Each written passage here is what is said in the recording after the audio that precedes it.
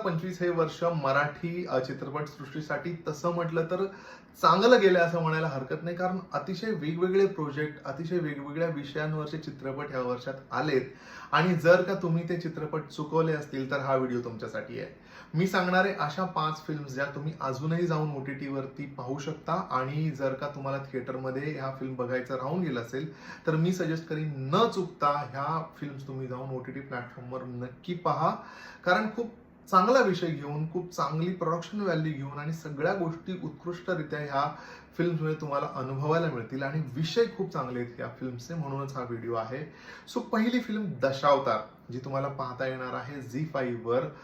दशावतार ह्या लोककलेबद्दलची ही फिल्म आहे. आणि म्हणजे ह्या कलेव्यतिरिक्त ह्यामध्ये मिस्ट्री, सस्पेन्स हे देखील पुरेपूर भरलेलं आहे. सो डेफिनेटली जाऊन ही फिल्म पहा.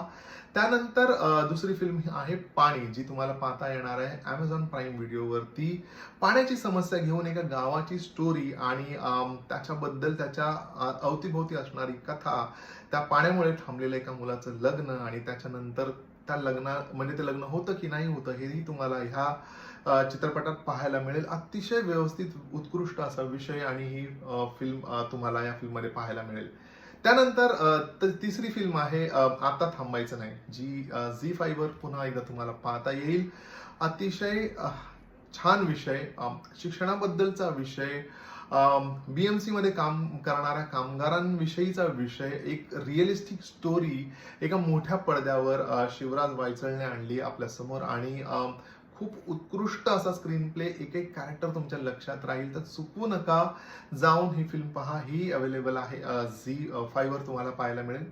त्यानंतर देवमाणूस, म्हणजे तुम्हाला जर का सस्पेन्स जॉनरा आवडत असेल, मिस्ट्री आवडत असेल, मर्डर मिस्ट्री आवडत असेल, तर एक म्हातारं कपल, महेश मांजरेकर आणि रेणुका शहाणे, आणि त्यांच्या आयुष्यात येणारा एक ट्विस्ट, आणि तो कसा मिस्ट्रीमध्ये बदलतो आणि त्याच्यानंतर ती मिस्ट्री कशी सॉल्व्ह होते, ते सगळं गुंता कसा सुटतो, हे जर का पाहायचं असेल, छान परफॉर्मन्सेस पाहायचे असतील, तर डेफिनेटली जाऊन देवमाणूस ही फिल्म पहा. Amazon प्राईम व्हिडिओवर तुम्हाला पाहता येईल.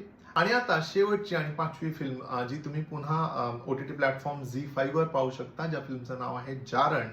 एक सायको थ्रिलर, ज्याच्यामध्ये खूप सस्पेन्स भरलेला आहे, खूप उत्कृष्ट परफॉर्मन्सेस आहेत आणि सरते शेवटी ती एक सायको थ्रिलर म्हणून आपल्या समोर येते. खूप सरप्राइजेस आहेत फिल्ममध्ये. सो डेफिनेटली चुकवू नका आणि ही फिल्म तुम्ही नक्की पहा झी5 वरती. सो ह्या होत्या माझ्या 5 रेकमेंडेड फिल्म्स.